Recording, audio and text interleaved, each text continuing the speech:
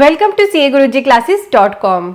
Income tax return filing का season खत्म हो गया है। 31 जुलाई तक मेजर पर्सन्स ने अपनी आईटीआर फाइल कर ली है और अब वो वेट कर रहे हैं रिफंड का। और अगर अभी तक आपने आईटीआर फाइल नहीं करी है तो अभी भी आप 31 जुलाई तक अपनी बिलेटेड आईटीआर भर सकते हो।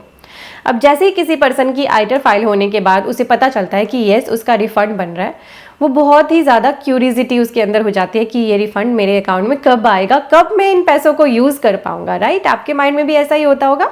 तो इस वीडियो में आपके साथ डिस्कस कर रही हूँ कितने दिन के अंदर आपका रिफंड प्रोसेस हो जाता है। अगर अभी तक आपका रिफंड प्रोसेस नहीं हुआ है तो आपको क्या करना है, और अगर आपका रिफंड फेलियर हो गया है तो मैं आपको लाइव दिखा रही हूँ कैसे आपने रिफंड की रिक्वेस्ट सबमिट करनी है, और आपने अगर और कोई ग्रेवेंस डालना है रिफंड का तो वो भी आपने कैसे करना है वो भी आपको बता रही हूँ।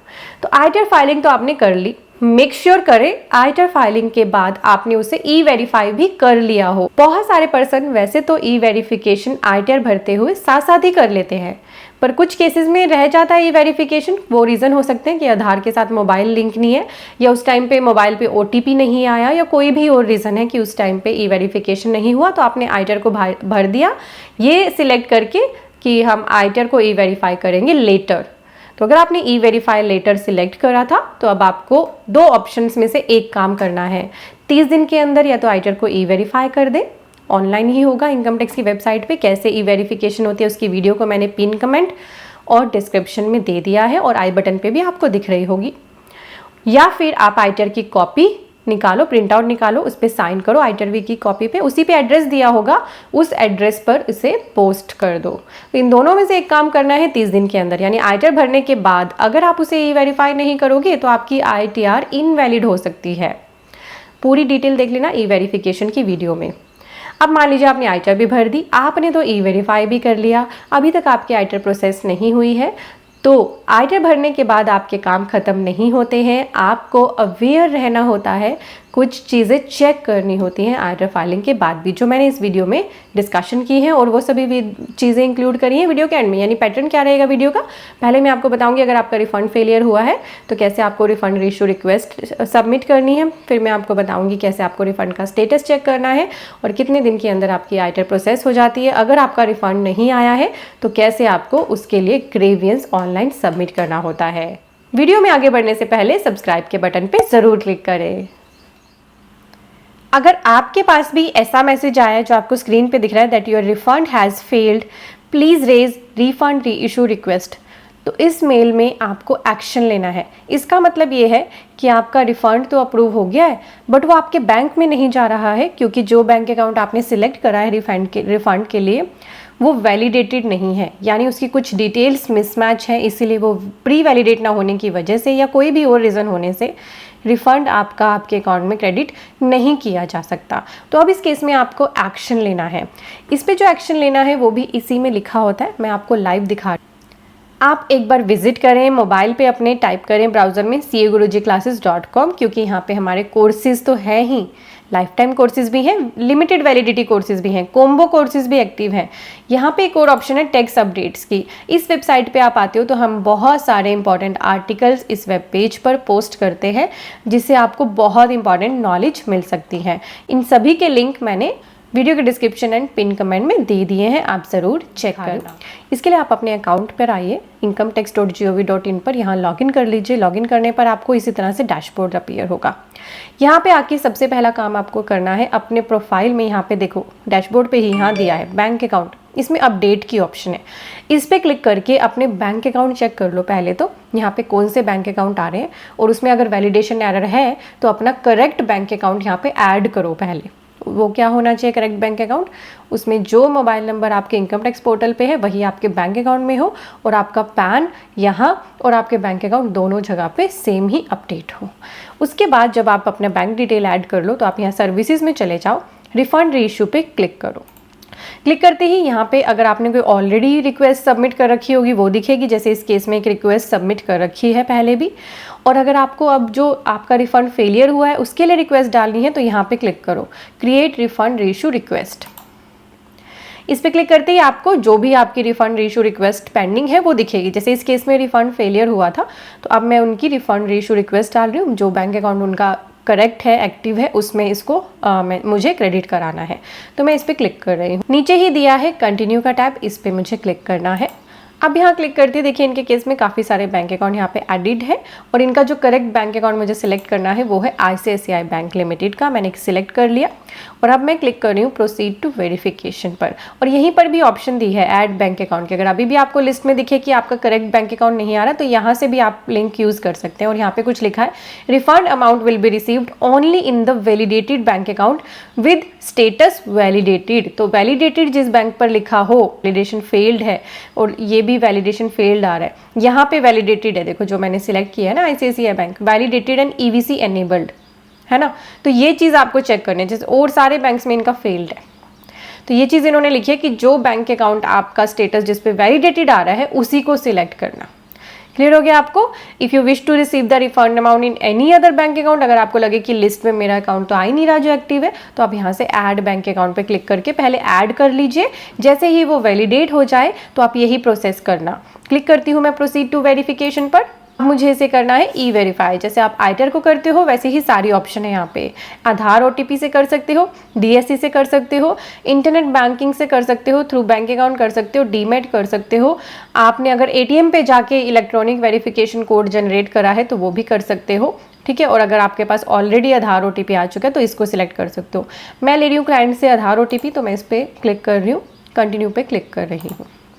यहाँ क्लिक करते ये मैसेज आया आई एग्री करके जनरेट आधार OTP, और ये क्लाइंट के पास चला गया OTP। मैं जल्दी से उनसे OTP ले लेती हूँ। तो मेरे पास आ गया है OTP। मैं क्लिक कर रही हूँ वैलिडेट पे, मैंने एंटर कर दिया है। वैलिडेट पे क्लिक करते ही यहाँ पे देखिए आ गया मेरे पास message submitted successfully, transaction ID भी आ गया है। गो टू डैशबोर्ड भी जा सकती हूँ मैं यहाँ से, और यहाँ पे ऑप्शन है व्यू रिफंड रीशू रिक्वेस्ट की, तो मैं इसे अब देख लेती हूँ। इस पर क्लिक करती हूँ। क्लिक किया मैंने तो देखिए इनका असेसमेंट डेट 23/24 के लिए मैंने करा था, डेट भी आ गई कब ये डाला है, और जैसे अप्रूव हो जाएगा तो दिखेगा और ये रिफंड अब इनके इस बैंक अकाउंट में चला जाएगा जिसमें मैंने रिक्वेस्ट किया है।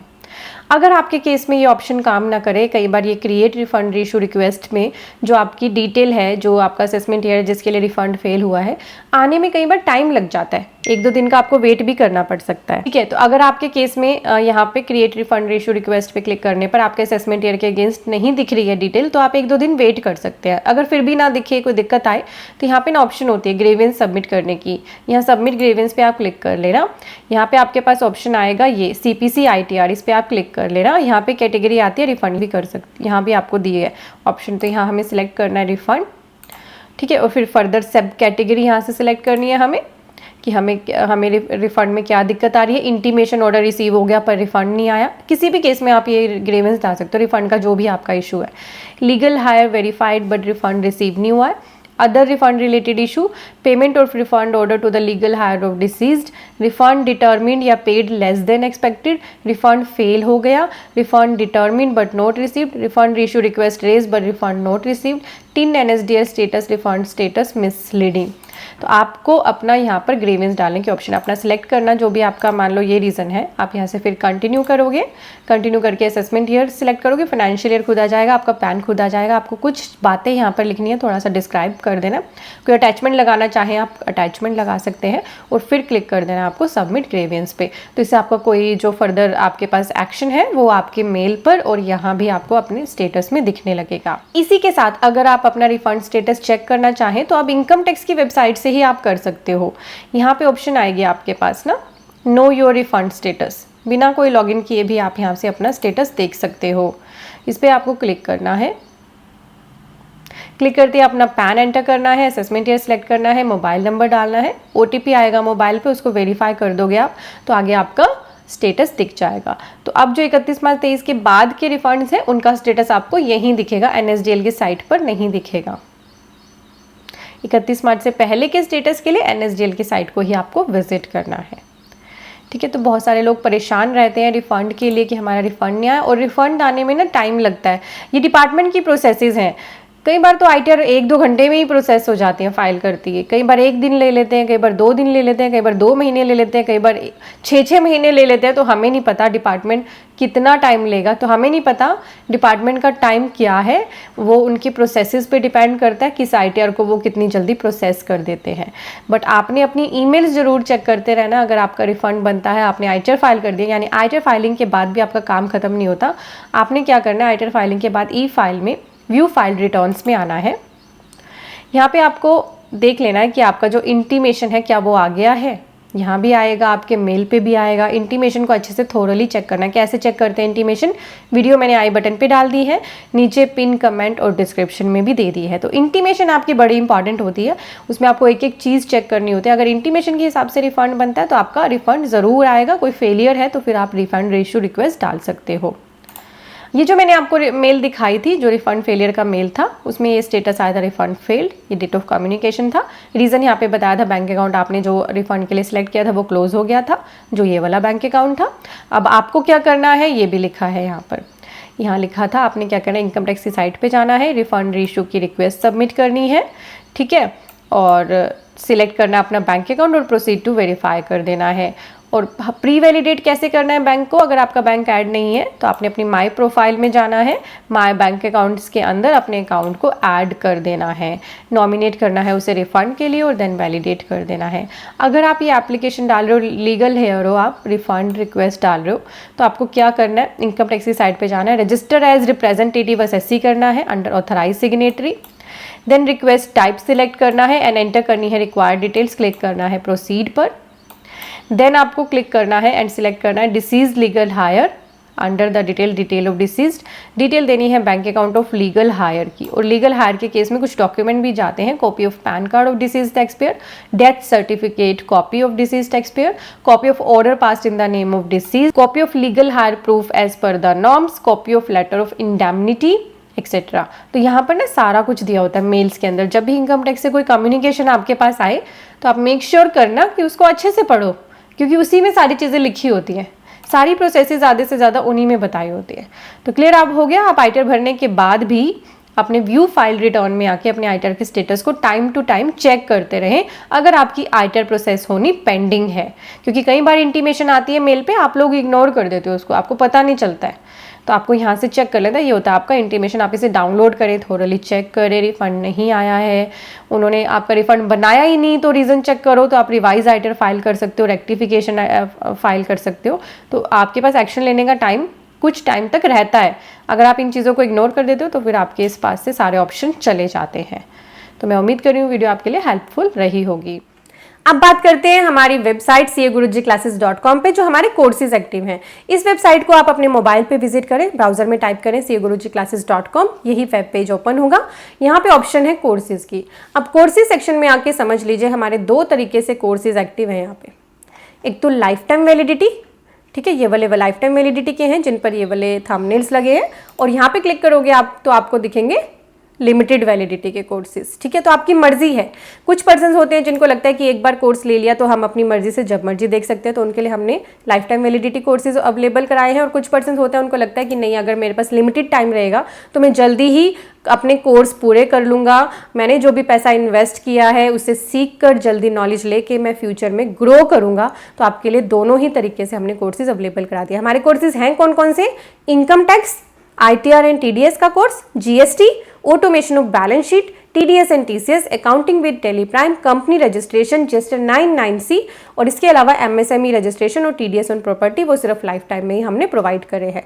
तो ये दोनों टैब्स आप जरूर ओपन करके देखना। आप जिस भी कोर्स में इंटरेस्टेड हैं आप उसको बाय करना। थोड़ा बहुत वैलिडिटी की वजह से प्राइस में वेरिएशन हो सकता है, बट मैं आपको एक चीज़ ये बताना चाहूँगी कि अभी अगर आप हमारे कोर्सेज लेंगे, आपको पैसा तो इन्वेस्ट करना पड़ेगा, पर ये पैसा आपको लाइफ टाइम तक बेनिफिट देगा। आप सोचिए, आप कॉलेज में जाते हो 3-3 साल, आजकल तो 4 साल तक आप कॉलेज करते हो, है ना, 4 साल आप उसमें लगा देते हो, ठीक है, इतने सारे पैसे भी लगाते हो, वहाँ पे जाते भी हो, जाने आने में भी आपका जो है टाइम लगता है, पैसा लगता है। यहाँ पर आप क्विकली इन कोर्सेज को लेकर अपनी नॉलेज को एनहांस एंड इम्प्रूव कर सकते हैं। आप ही के लिए हमने ये कोर्सेज डिज़ाइन कर रखे हैं। कंपनी बनाना आप सीख सकते हैं, अकाउंटिंग करना सीख सकते हैं, प्रो अकाउंटेंट बन सकते हैं, टेली प्राइम के साथ है ये कोर्स। TDS एंड TCS अपने आप में अलग ही कंसल्टेंसी का फील्ड है। प्रो लेवल की TDS एंड TCS कंसल्टेंसी सीखने के लिए, रिटर्न सीखने के लिए, करेक्शन सीखने के लिए ये कोर्स आप ज्वाइन करें। ऑटोमेशन ऑफ बैलेंस शीट, मुझे पता है बैलेंस शीट बनानी तो आप सभी को आती है। आप क्या करते हो, टैली में अकाउंटिंग करते हो, उसमें से फिर आपका ट्रायल निकल आता है एक्सेल में ट्रायल निकलता है, तो आपने बैलेंस शीट के फॉर्मेट बना रखे, आप एक एक करके लिंक करते हो। एक एक करके लिंक नहीं करना, ऑटोमेशन करनी है, ताकि आपका क्लाइंट आपके सामने चाहे रोज आ जाए, 5 ही मिनट में आप उसे बैलेंस शीट बना के दे दोगे।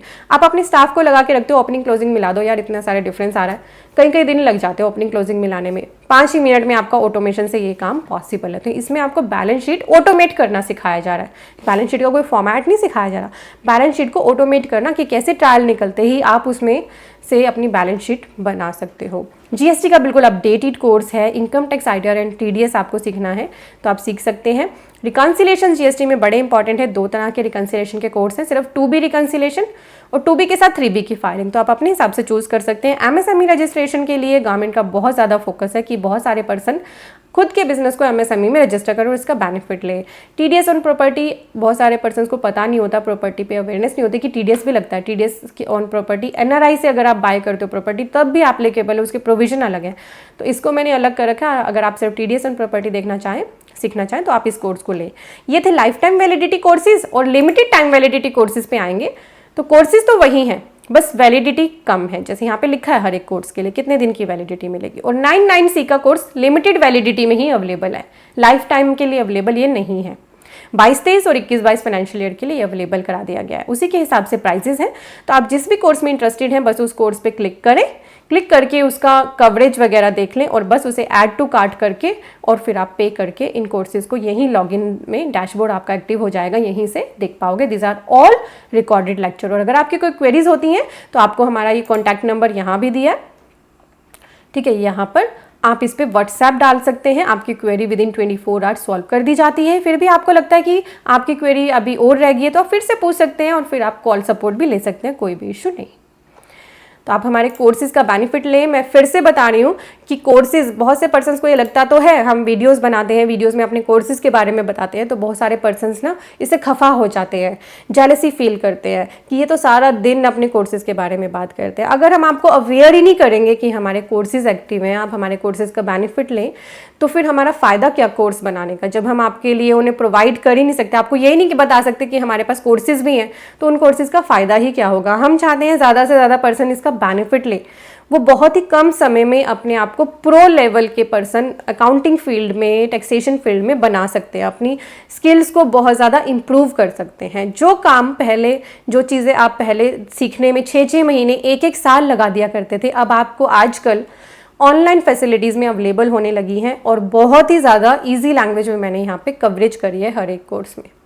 तो कोर्स में पैसा लगाना, this is your investment. Invest करोगे तो उससे कुछ ना कुछ अर्न करोगे, ग्रो करोगे, ठीक है, लर्न करोगे। जितना लर्न करते जाओगे लाइफ में उतना ही ग्रो करते जाओगे। तो टू अचीव समथिंग हमारे कोर्सेज का ज़्यादा से ज़्यादा बेनिफिट ज़रूर लें। Thank you so much for watching, bye bye.